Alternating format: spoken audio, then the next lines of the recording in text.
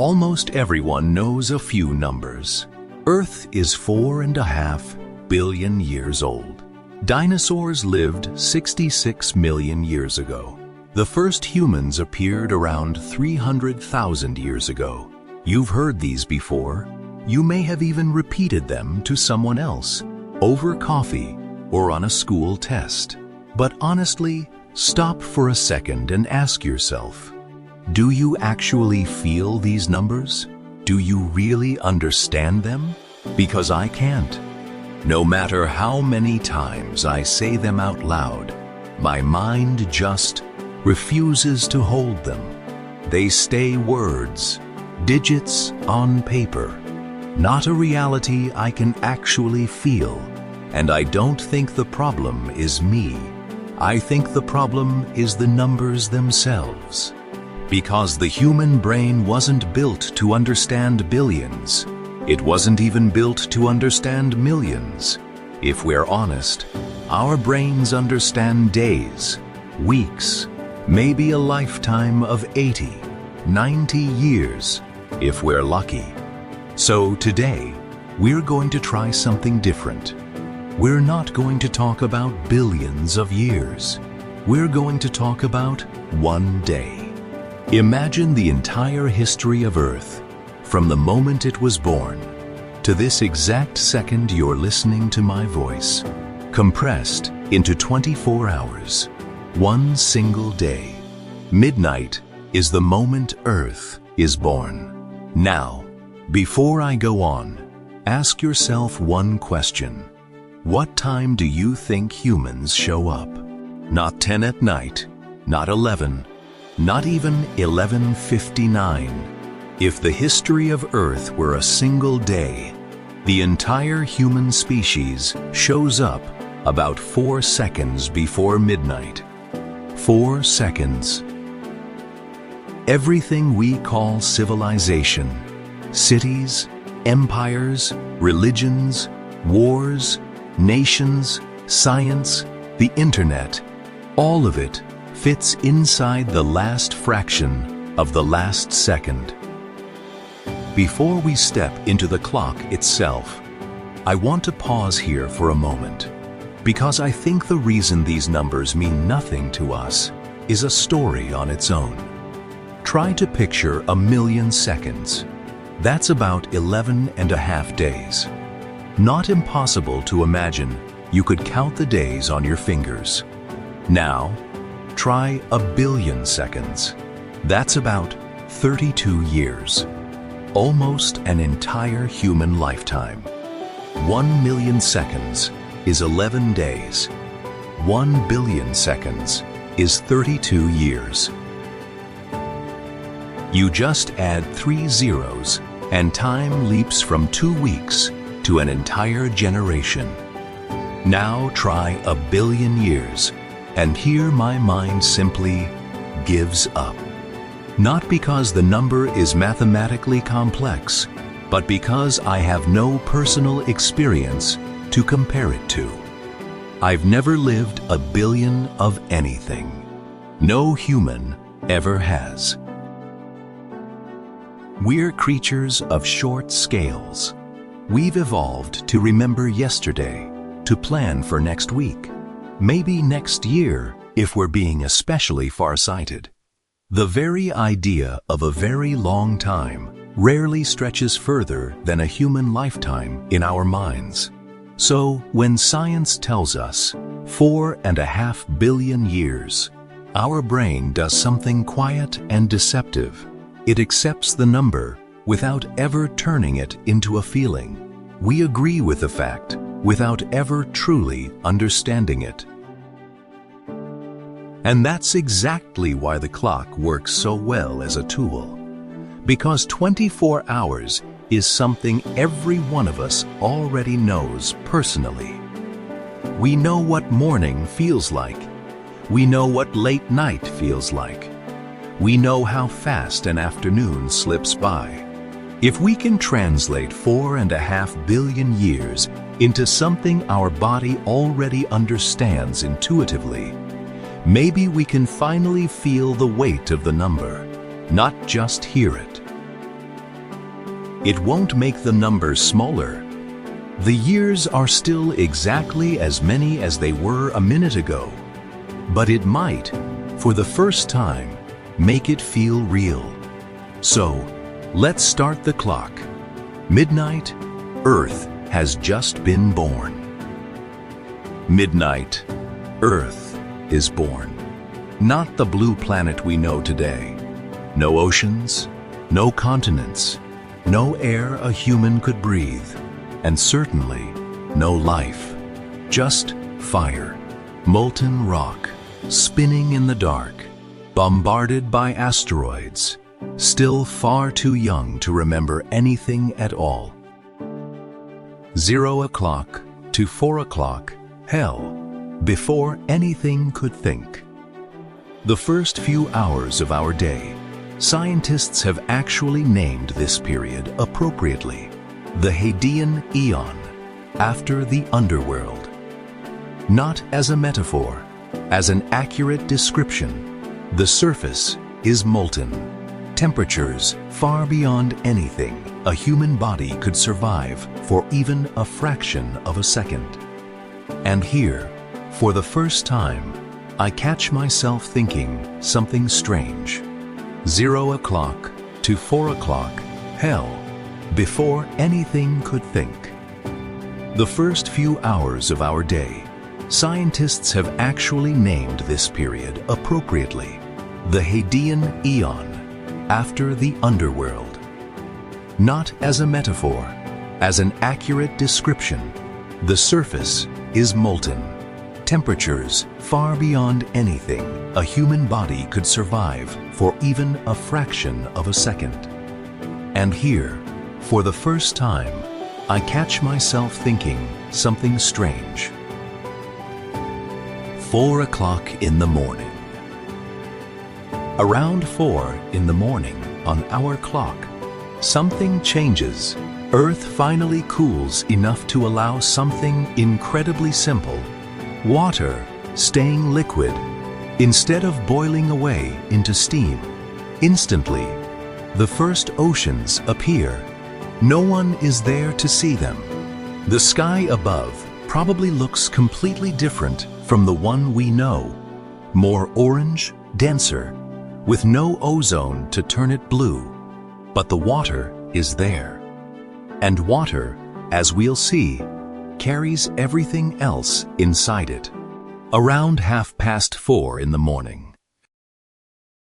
And here's something that always surprises me.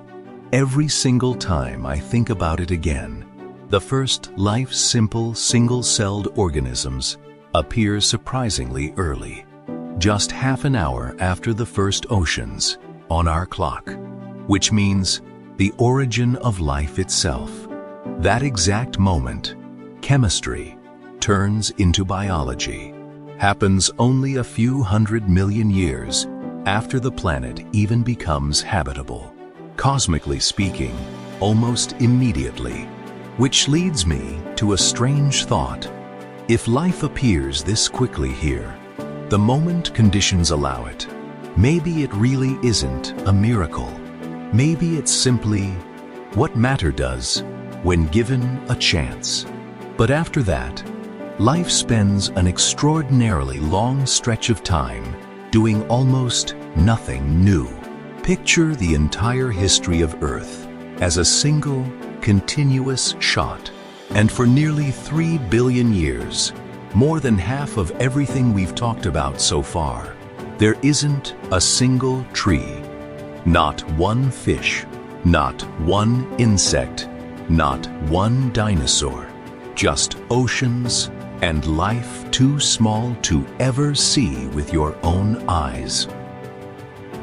From 4:30 a.m. to 2 p.m., imagine starting a movie, and for the next 10 hours, there isn't a single animal, not one tree, not one fish, not one creature with eyes, just microscopic life.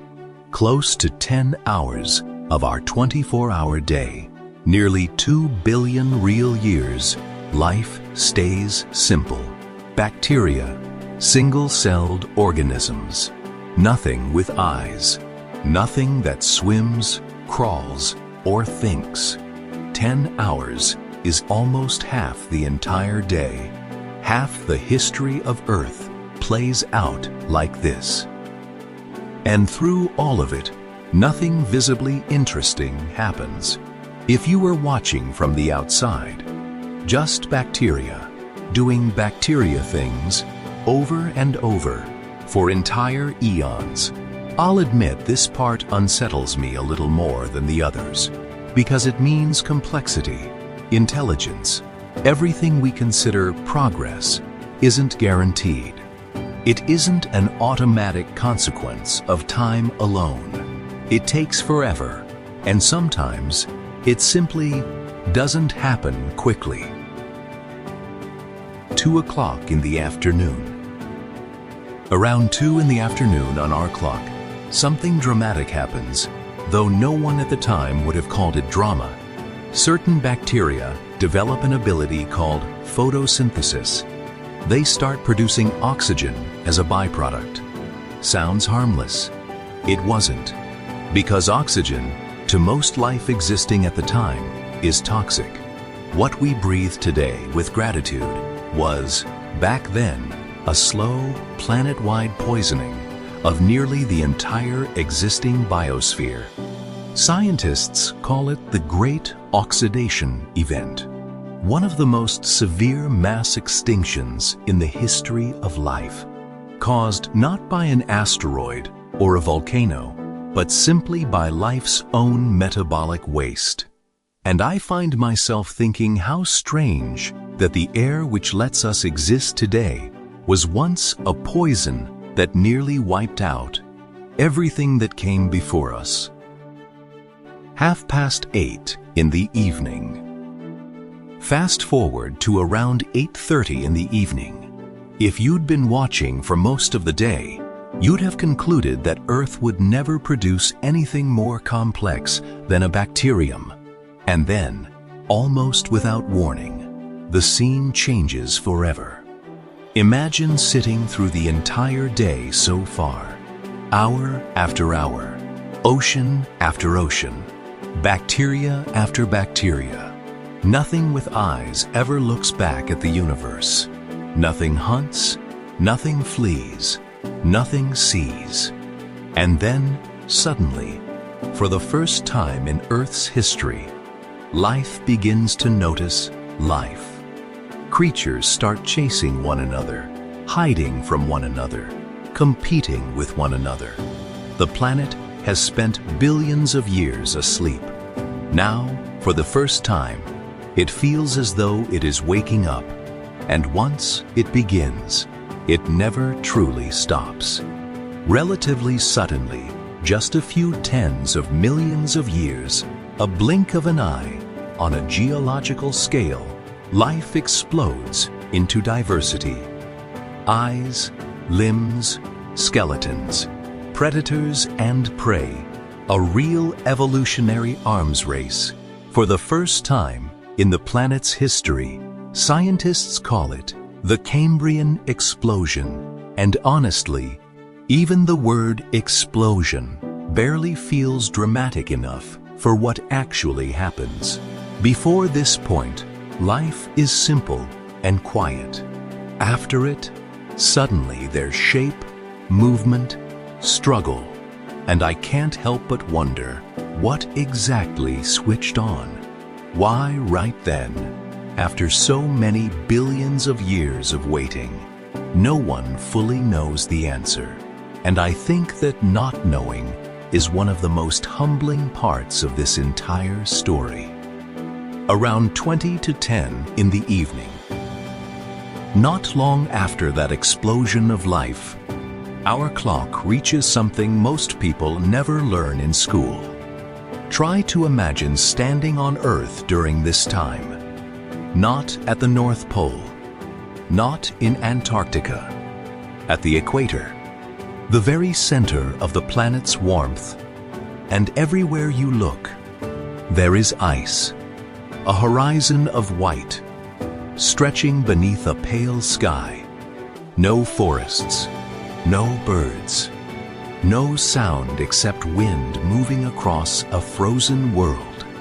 If you had arrived then, you might have concluded that life had lost, that the experiment was over. And yet, beneath the ice, hidden from sight, life waited, patiently, silently, for the world to become habitable again. Earth nearly freezes over, completely. More than once, ice spreads from the poles all the way to the equator, turning the entire planet into something closer to a giant snowball than the world we know. Oceans freeze at the surface. Sunlight bounces off endless white instead of warming the ground below. And life, against every reasonable expectation, survives anyway, clinging on in pockets of liquid water, around deep-sea vents, in cracks where the ice never quite closes the door completely. What strikes me most about this part of the clock is how easily it could have ended differently. A slightly colder sun, a slightly different chemistry, and this story might have stopped right here, frozen solid, with no one left to tell it. Earth would go on to cycle through ice ages again and again, all the way into the time of humans. Entire ice sheets advancing and retreating, like slow, patient breathing, and somehow, every single time, something kept surviving underneath. From 10:30 to 11:39 in the evening, around 10:30 at night, the first dinosaurs appear. And here, we reach the moment most people think they understand, but almost no one actually does. Because when we picture the age of dinosaurs, we picture one era, one world, T-Rex and Stegosaurus, side by side, in the same prehistoric landscape. The truth is far stranger. Stegosaurus lives around 11:15 on our clock. T-Rex doesn't show up until around 11:38. More than 23 minutes separate them on our artificial day, which translates into 83 million real years. 83 million years separate those two dinosaurs. For comparison, only 66 million years separate T-Rex from us, which means something that always shocks people the first time they hear it. Tyrannosaurus Rex is closer in time to us, to humans, to the internet, to this exact second you're listening to my voice, than it is to Stegosaurus. Stop and think about that again. A dinosaur we consider ancient beyond imagination actually lived closer to the age of smartphones than to the age of another dinosaur. Time doesn't work the way our brains want it to. It isn't a straight line with equal distances. It's a vast, stretched-out chasm where even ancient has its own internal degrees of ancient. 11:39 in the evening. At 11:39 at night, an object the size of a city strikes Earth. The result is immediate on a geological scale, even though the destruction itself takes years. Fires, then darkness, then cold, as dust blocks the sun across the entire planet. The dinosaurs, rulers of the planet for more than 160 million years, vanish. Not slowly, not after some evolutionary debate, simply over. And I think about how fragile it all looks, seen this way. 160 million years of dominance, erased by a single unlucky alignment of orbits in space. 11:58 and 43 seconds p.m. And then, just seconds before midnight, around 11:58 and 43 seconds, we appear. Anatomically modern humans. The same species, now listening to this through headphones or speakers, somewhere on the planet. 77 seconds before the end of the day. In those 77 seconds, literally everything we call history takes place. Every pyramid ever built, every empire that ever rose and fell. Rome, Alexander's campaigns, the Vikings crossing open ocean in open boats, the plagues, the Renaissance, the printing press, the Industrial Revolution, and every machine that followed it, every war, every religion, every book, every song ever written, all of it inside 77 seconds. Agriculture itself doesn't appear until about 2/10 of a second before midnight. Think about what that means for almost the entire history of our species. There were no cities, no kingdoms, no writing, no roads, no libraries. Human beings spent tens of thousands of years doing something our ancestors would instantly recognize. Walking, hunting, watching the sky, telling stories around fires. Everything we call civilization arrives almost at the very end. All of recorded human history fits into roughly the last 1/10 of a second. 77 seconds. Everything we call civilization, cities, empires, wars, science, the internet, doesn't even take up the last 2 minutes of the day. It doesn't even take up the last minute. It fits inside the last few seconds. And I honestly don't have a better way to make that number land, except to say it again, slowly. 77 seconds out of 24 hours. The clock stops. Midnight has arrived again, but this time, it's our midnight. The exact moment you're hearing these words. And before we end, I want to try one more way of feeling all of this, because honestly, even after the clock, these numbers keep slipping out of my grip every time I try to hold them for more than a second. Imagine the entire history of Earth as a book, not a short book, a real, thick book, 1,000 pages. The first pages, hundreds of them, describe nothing but fire and molten rock. No characters, no story, just a planet trying to survive long enough to cool down. The oceans appear somewhere around page 40.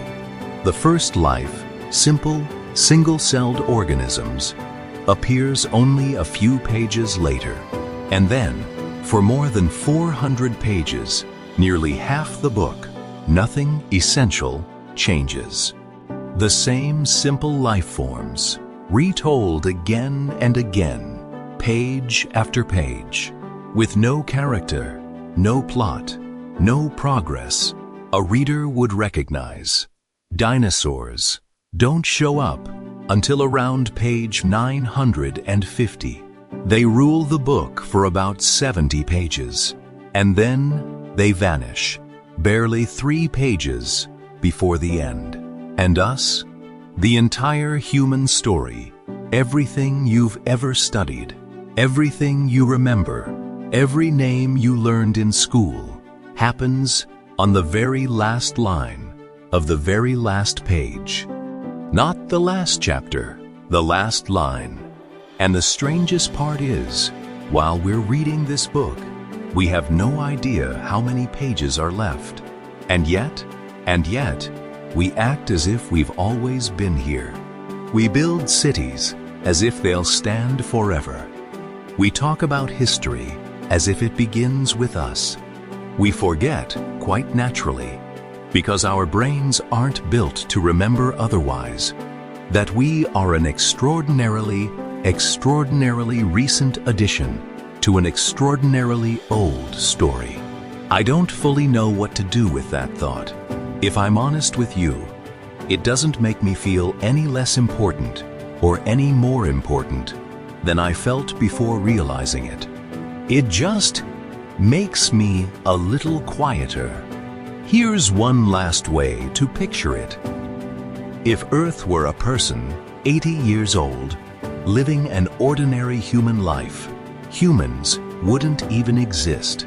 For most of that life, we'd show up in the final few seconds of her final day.